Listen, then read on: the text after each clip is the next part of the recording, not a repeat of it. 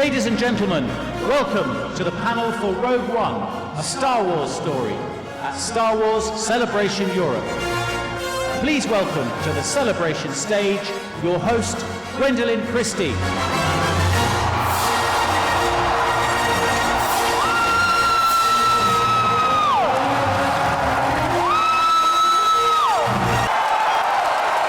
everyone excited to be at Star Wars Celebration? Oh, I am so excited. You all look amazing. This is my first Star Wars celebration. And I get to be here, not just a fan, but on this stage for the first time while we introduce Rogue One, which is the first Star Wars standalone story. Introducing President and Producer, President of Lucasfilm, it's Kathleen Kennedy.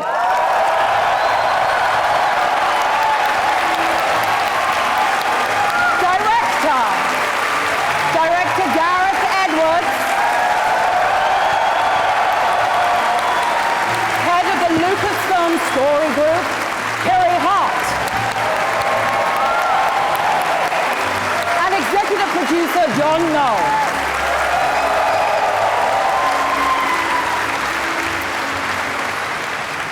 Okay, it's very exciting. How come London?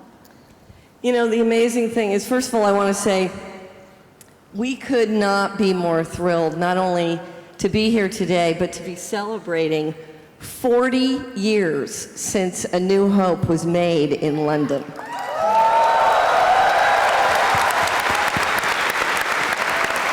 We have Lucasfilm people here. We have crew from Episode 8 as well as Rogue One. So it is a genuine Star Wars celebration. A Star Wars story, you know, the thing is, we have this amazing opportunity to be able to tell stories inside this incredible universe. And in the past, all the Star Wars movies have been made as either sequels, prequels, and now we can have these standalone movies that can explore different characters, different places, different planets, different experiences all the way around, and I think that that's something that all of us are extremely excited about. I mean, I think I'm probably a lot like everybody in this audience in that I watched A New Hope every day growing up until that Betamax tape was completely worn out. And if you told me that one day I'd get to direct this film, I'd never have believed you. Like, I sort of think in some parallel world I'm out there watching me on stage, very jealous, saying, "Shut up, you idiot, I should be doing that." And it's just been the most insane, most surreal experience you could ever have. Every day, just when you think you've had the craziest day in your life, the next day tops it. Was there a particularly memorable day for you? There's a million. On one occasion, we were filming, I was with Felicity, and we're in the middle of a shot, and someone just nudged me and said, pointed at this guy in the corner and said, "Do you want to meet Luke Skywalker?" And I looked over and there was Mark Hamill. And I was like, you know when you go up to someone and you're so much in awe of them, I don't know what I said to him. I was trying to be articulate and intelligent, and I don't know what came out. And he was being really sweet and complimentary. And all I was thinking as he was talking to me, I was just looking in my peripheral vision going, please, Lord, someone be taking a photograph of this. Like, no one's going to believe that I met Luke Skywalker. And the problem with this film is you can't talk about it. You can't tell your friends, you can't tell your family anything. And all I wanted to do was go home and go, I met Luke Skywalker. And everyone's like, how was work? And you're like, yeah, it's all right. Yeah, fine. Yeah, actually, this started about 13 years ago when we were shooting Episode 3 in Sydney. And I heard that George and Rick were developing this live-action TV series. And I got thinking about what sort of fun stories you might be able to tell in that episodic format. And I started playing around with this idea, drawn from the opening crawl of 4 of this sort of Mission Impossible style spy mission to steal the Death Star plane. I think this particular movie is a perfect bridge into these new types of movies that we want to do, because it is it's grounded in this piece of Star Wars history that everyone knows happened. And every Star Wars fan knows that the Death Star plans were stolen. And really, this is just our opportunity to expand on, as John did, that one piece of information to really build out a completely new story, new characters, but yet it's happening in a familiar moment in time on the Star Wars timeline. And so I think it's a really great blend of old and new. And I think Gareth has done an amazing job of visualizing it in a way that feels really fresh. I would like to present some of the cast of Rogue One. Introducing Diego Luna, Riz Ahmed, Felicity Jones,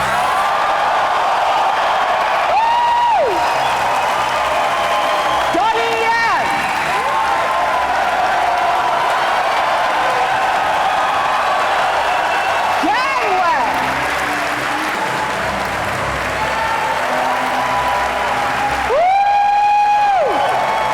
Tudyk.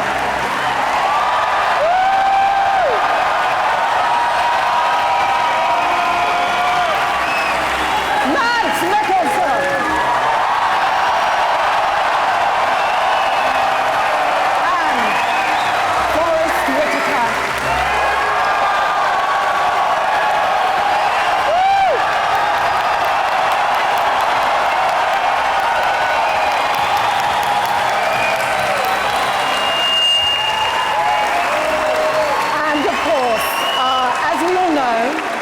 Essential to any good Star Wars film is a good villain, a compelling, iconic villain. Star Wars fans, as director Krennic, Ben Mendelsohn.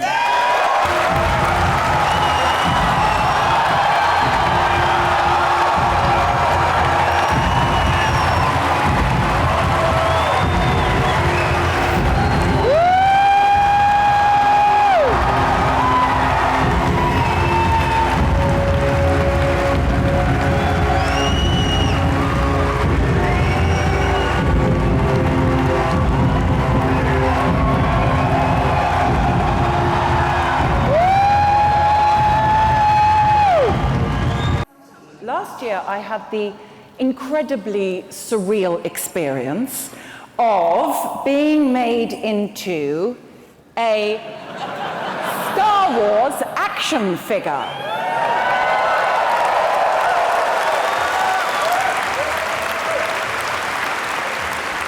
And today, I would like to welcome you to the club because...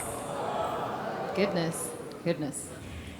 Here is your Jyn Erso action figure.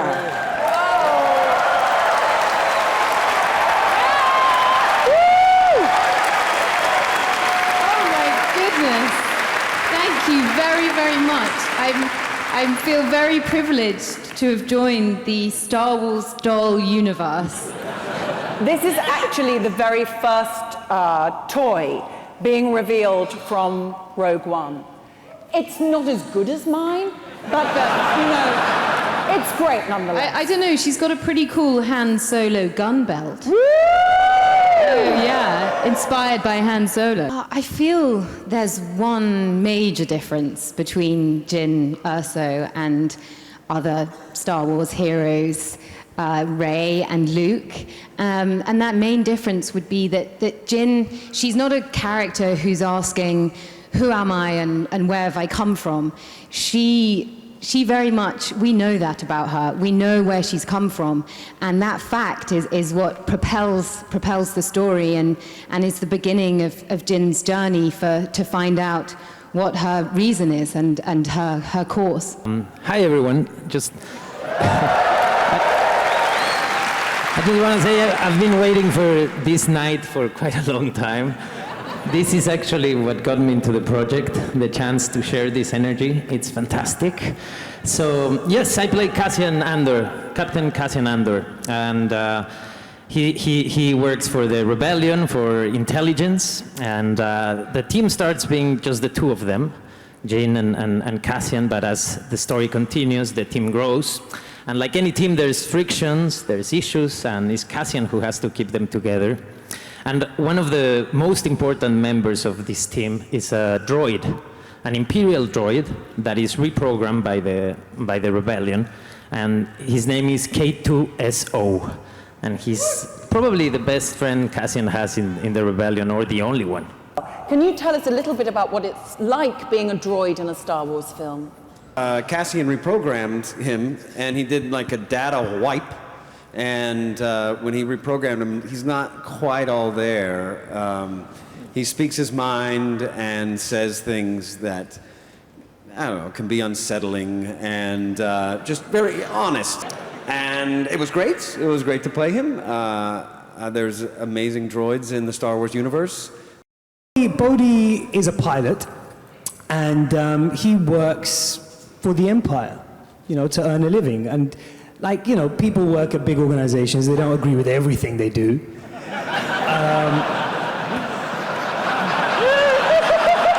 you gotta...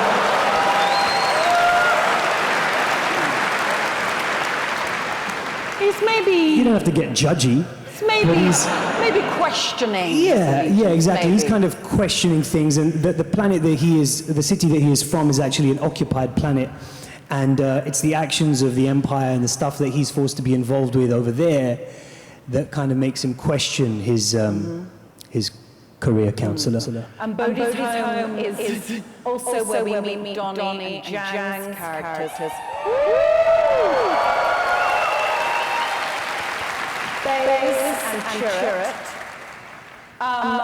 Gareth, can you tell us about Jeddah? Yeah. Jeddah's, I guess the easiest way to explain it is obviously our film takes place in a time when there are allegedly no Jedi remaining.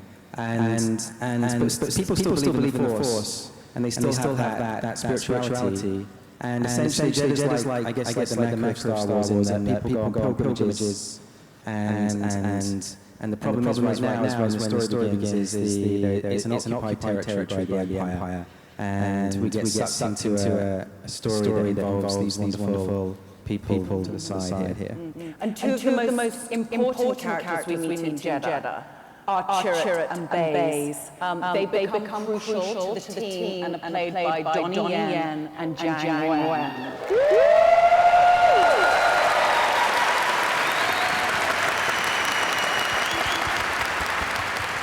Donnie, what can you tell us about Chirrut? I just want to say hi, everybody. I'm Donnie. May the Force be with all of you. I play a blind warrior who lives in the planet Jeddah. I can't see, but I can feel with my heart and believe in the spiritual of the Force. And obviously, me and Jiang Wen we are the baddest fighter from Jeddah. And me and Jiang, his character Baze, we are very good friends.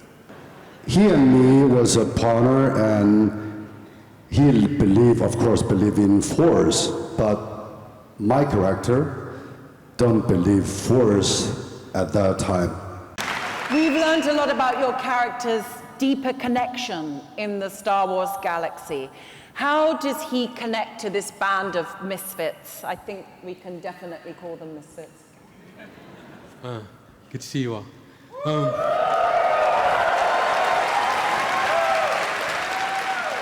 Saw Gerrera is a rebel fighter. He's been fighting for years against the Imperial occupation. He's a guerrilla fighter.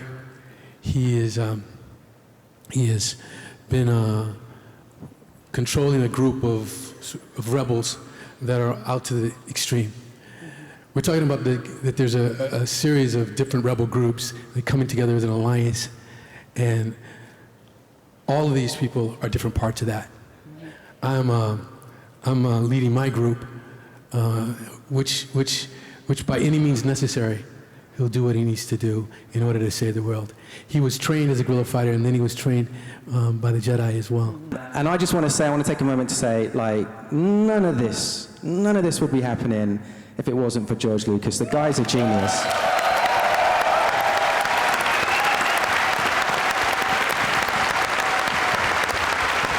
We now have confirmation that your character, Galen Erso, is Jin's father. What else can you tell us? That's it. No, honestly, it's, as you know, there's a lot of secrecy around the whole thing for good reasons.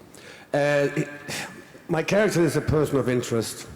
A lot of things are revolving around him, so it would be like kind of a big spoiler to say too much, but can I say that he's a scientist, and he at one point invented something so beautiful, so fantastic that it might change the universe.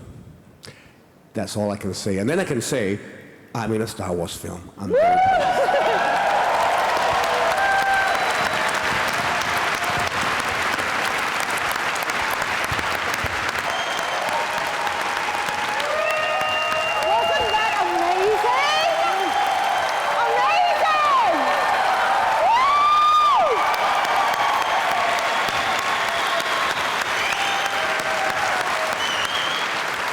So I've heard that Krennic is a different kind of Imperial villain.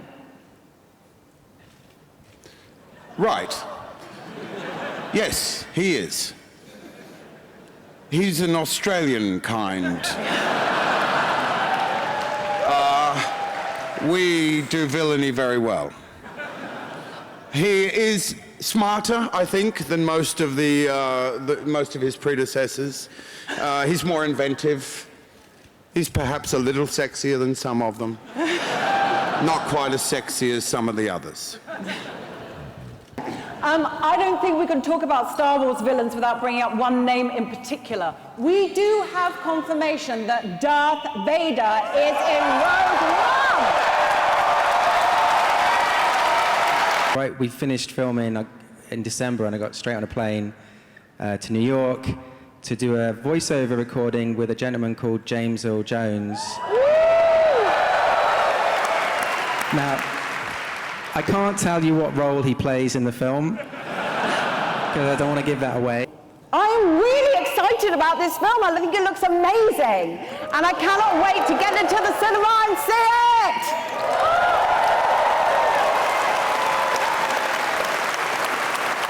Thank you very much to all of you fans who are in the room, all of you who are at home watching on the live feed. Thank you to our incredible filmmakers. Thank you to our amazing cast.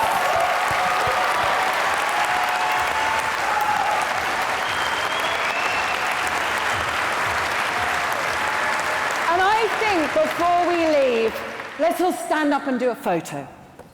Yeah, do you want to take a photo of the amazing cast?